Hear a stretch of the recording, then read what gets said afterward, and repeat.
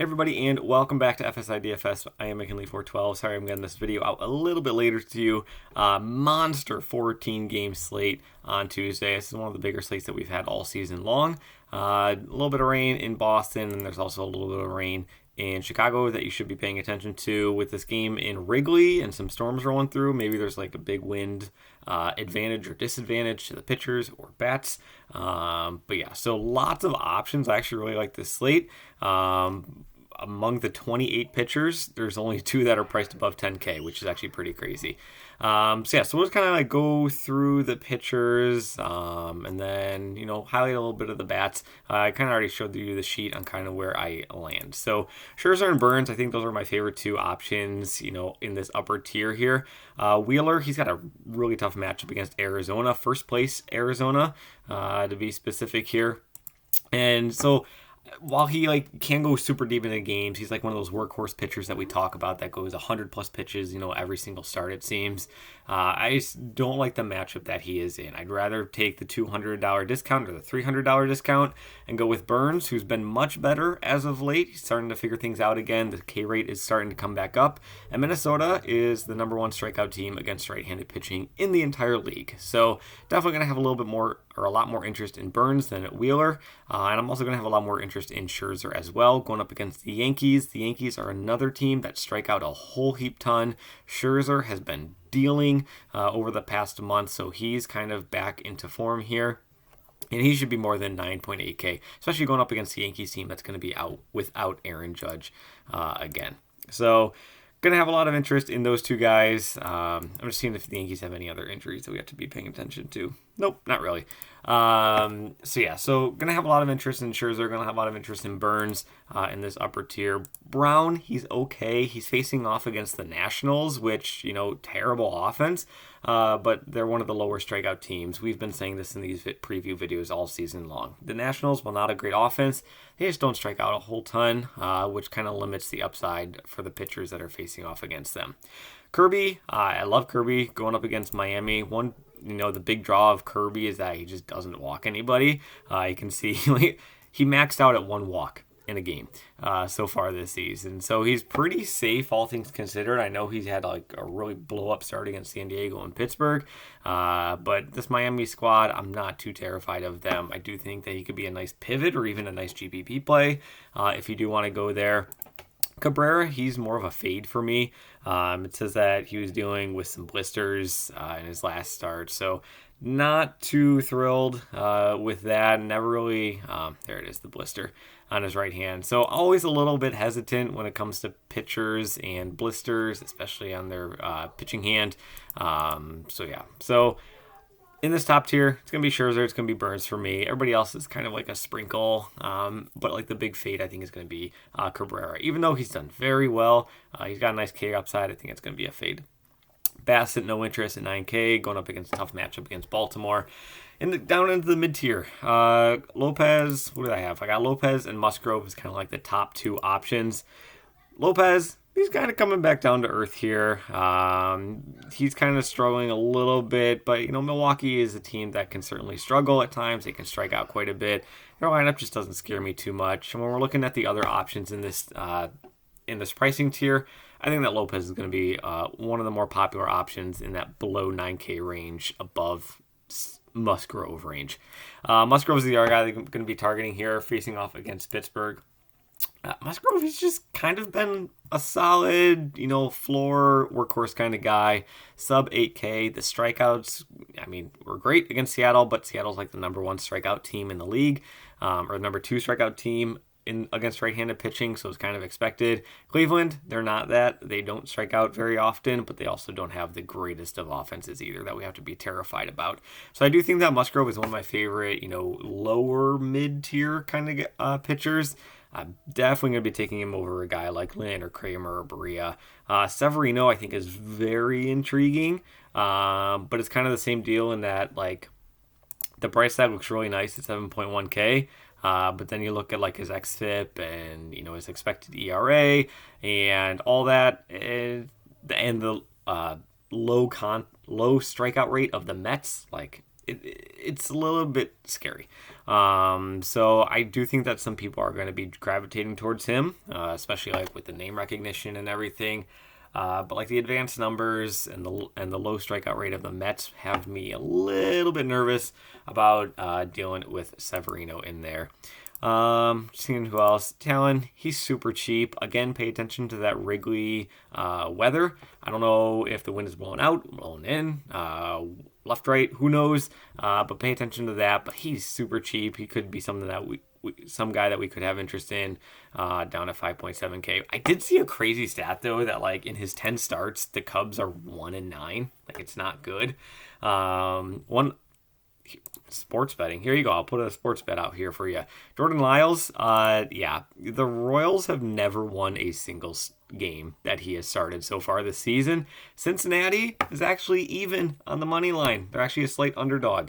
I think they're like minus 105 and the Royals are minus 115. So if you want to throw a little money line wager on Cincinnati, maybe that's the place to go. They're a scrappy old team, especially with De La Cruz now in the lineup. You know, they're going to have a lot more interest in terms of the bats, in terms of their upside. And then Kansas City is just not a team that should be scaring you or really should be favored by any means. So there you go. Maybe sprinkle in some Cincinnati money line.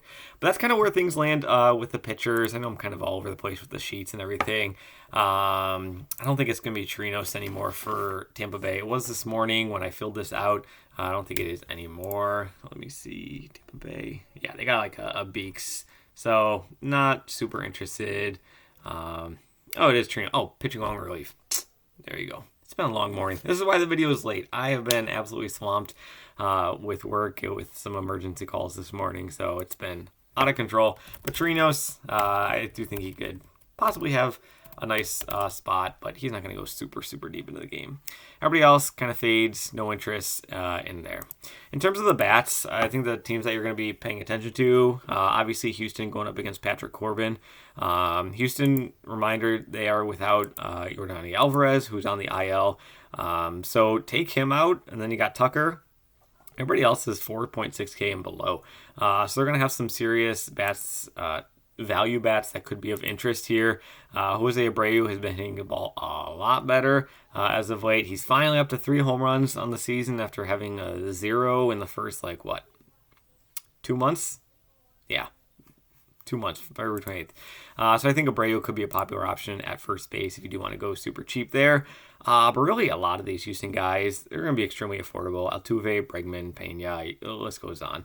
So I do think that Houston could be a great team to target. But I think the team I want to target the most on the slate tonight is going to be the Angels, going up against Bradford. Bradford is, well, he's bad. I don't know how to explain it, but his hard contact rate is through the roof high. He's really struggled in kind of all facets here. So I'm gonna have a lot of interest in the Angels outside of Ohtani and Trout. I mean, those 6K price tags are definitely, make sense. But I'm going to have a lot of interest in the cheaper guys as well. Only one other guy outside of Ohtani Trout is above 3.7K. Angels are going to have a really high implied run total. They're probably going to be my favorite stack on the entire slate. Guys like Rendon and Ward and Renfroe and Drury. They can just stack the batter's box with righties and just absolutely torch Bradford. High fly ball rate, high hard contact rate, low strikeout rate. Texas.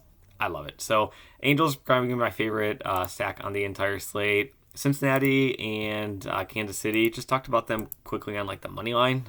In terms of Lyles is a terrible major league pitcher. Kansas City can't win. I think the over-under on this game is 10.5. They're expecting a lot of runs.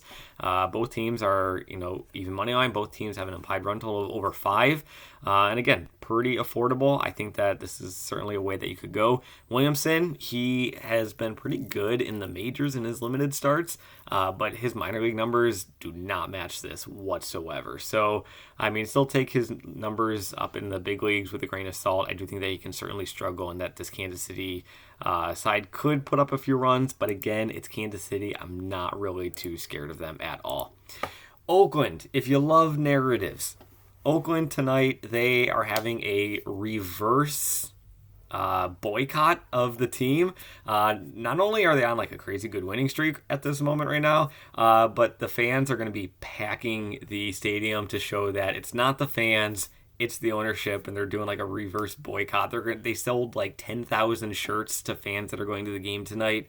That just say sell the team. So it's going to be a pretty raucous atmosphere there tonight. So if you love narratives, maybe Oakland could be a great like 150 max leverage play. Like I said, they're on a nice win streak. They're hitting the ball pretty well. And Tampa Bay, like their bullpen is not what it's been in past years. So they got injuries all throughout that bullpen, and the most expensive guy is 3.4K. So obviously start with Ruiz and Rooker. If you want to go with Noda, 2.7K, maybe he's the nice pivot off of Abreu that we're talking about. But yeah, I do think that Oakland can be extremely intriguing, especially in GPPs. But like it's a 14-game slate. The ownership's going to be pretty spread out. I don't think there's going to be one true chalk, but I do think that the Angels are going to be one of my favorite plays on the entire slate. So salary is not going to be too much of an issue, especially because, like I said, pitching is pretty cheap. I mean, you got Burns and Scherzer both at 9.8 and 9.9. But after them, the guys you're going to be targeting are going to be guys like Musgrove and guys like Lopez, maybe even a sprinkle of Cobb, depending on which St. Louis side shows up. They've been hit and miss all season long. I do really like the Dodgers, too, going up against Lance Lynn. Lance Lynn, he's a workhorse. He goes deep into games, but he has done very poorly. And it doesn't matter if he struggles early on. They're just going to keep him out there and have him get to 100 pitches. It's not what you want against this Dodgers lineup. So I do think the Dodgers could be a nice play as well. Maybe they go a little bit under-owned just because of that late start. Maybe their lineup won't be out at lock time. So Angels, Dodgers, Oakland could be really intriguing. Let's see. Who else did I talk about? Cincinnati, Kansas City, and yeah. So that's kind of where I'm shaking things out. That's kind of where pitching stands, where batting stands, and hopefully this kind of puts you in the right direction. So good luck in your contest as always. I apologize for getting this video out so late. Work has been insane. I'm actually doing this on my lunch break here. But yeah, I'll be back tomorrow for the Wednesday slate of games. So good luck in your contest as always. Thanks for watching, and we'll see you tomorrow.